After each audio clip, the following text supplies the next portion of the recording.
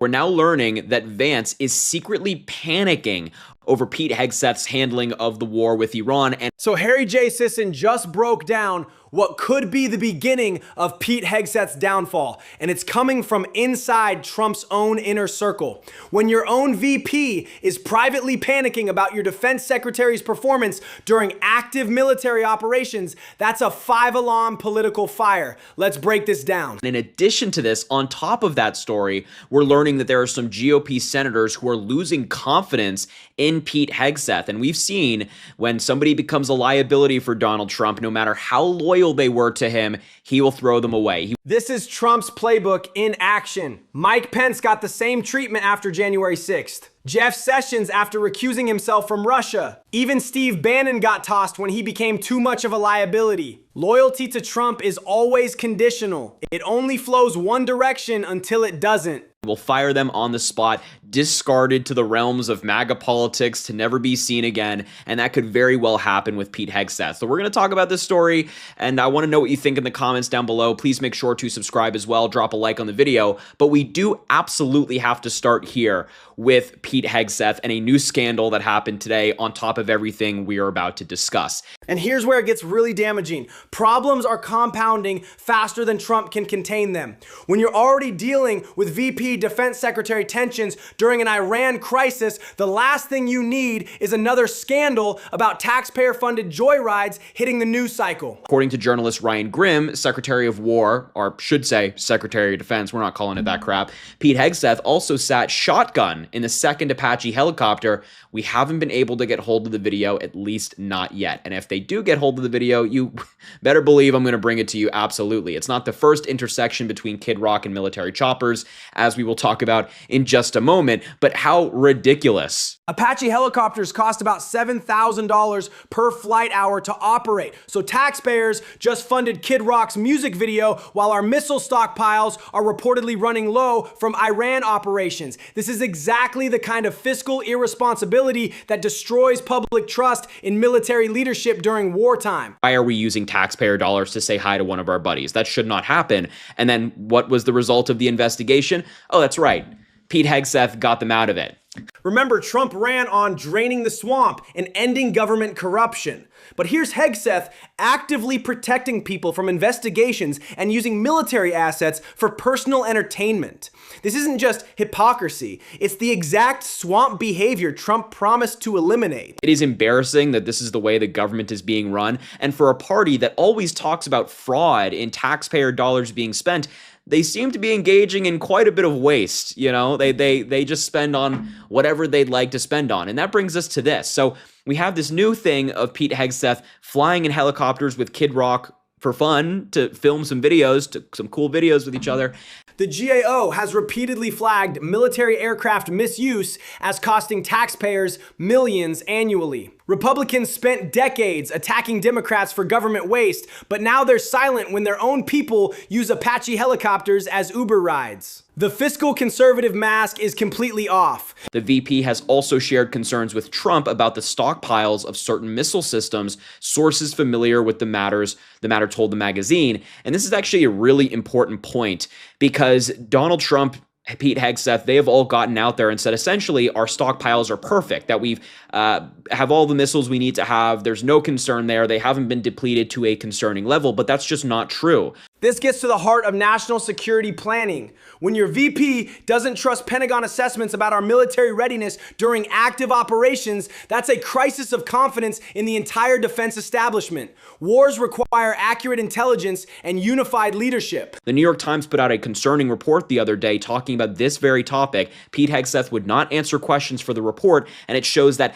thousands of our missiles have been used, and we only have a few thousand left in certain categories of different missiles. So J.D. Vance is actually right to be skeptical about this and nervous about this.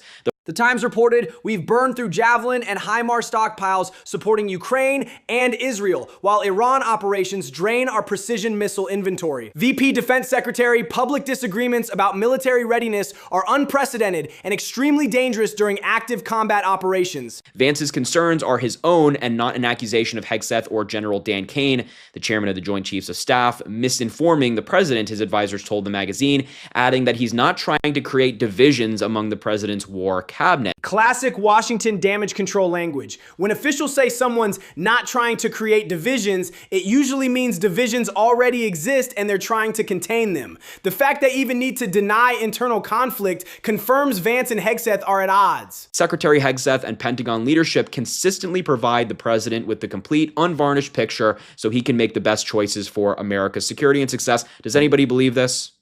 I don't believe it. I don't think that the Pentagon is giving Donald Trump the full picture of the war. I think they're just showing him the videos of explosions, the big bombs that he likes to see because, he's a toddler stuck in a man's body. And that's what they're doing. They're not giving him the full picture.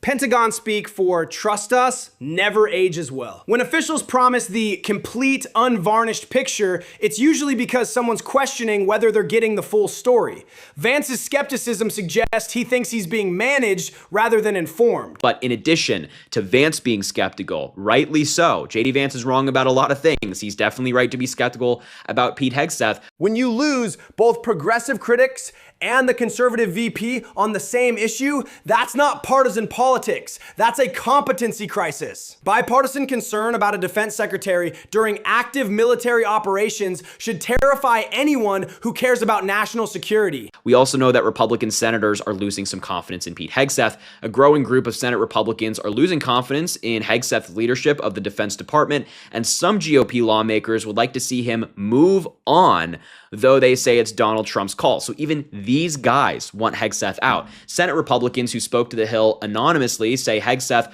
wouldn't be confirmed to head the Pentagon if he were renominated by Trump today. And they say senior staff turmoil at the Defense Department under Hegseth's leadership is a major concern. Absolutely. The Pentagon employs 2.9 million people with an $850 billion budget operating in 150 countries. Staff turmoil at that scale during the Iran crisis isn't just inefficient, it's strategically catastrophic. Institutional knowledge walks out the door when experienced people get purged. I mean, we've seen Hegseth fire people that he just simply disagrees with. We've seen Hegseth target black generals and people within the military, people of color who serve in the military, not giving them promotions because Donald Trump and he don't want that to happen. That was a report from the New York Times. I mean, it has been disastrous. The Times documented Hegseth systematically removing anyone who challenges his decisions. In national security, dissenting voices prevent catastrophic groupthink. When you fire people for disagreeing with you during a crisis,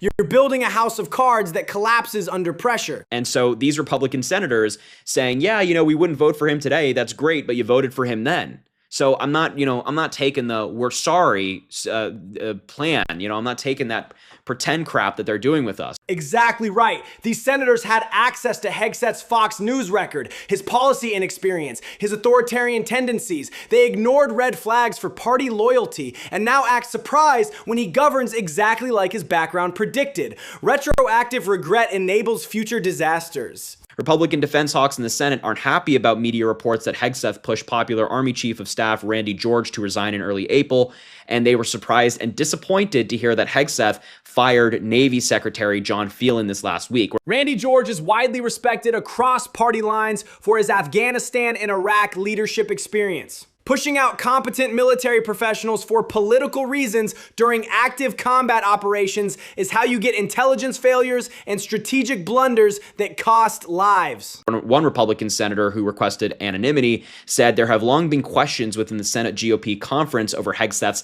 lack of experience managing a large and complex bureaucracy, as well as leeriness about his unconventional and often brash leadership style. The Defense Department operates in 150 countries with 2.9 million personnel. That's larger than most national governments. Brash leadership in that context means authoritarian incompetence, exactly what you don't want when managing complex military operations requiring institutional expertise and diplomatic finesse. You didn't think about this before voting for him? Really? I mean, oh my God. The confirmation process exists specifically to prevent unqualified appointments from reaching critical positions. When senators ignore obvious red flags for partisan reasons, they're breaking the entire system of checks and balances that protects national security from political incompetence. What weren't they putting together with everything we knew about Pete Hegseth beforehand? But regardless, aside from my personal beef with Republicans not doing the right thing when it came to voting for Hegseth the first time, at least they're turning on him now.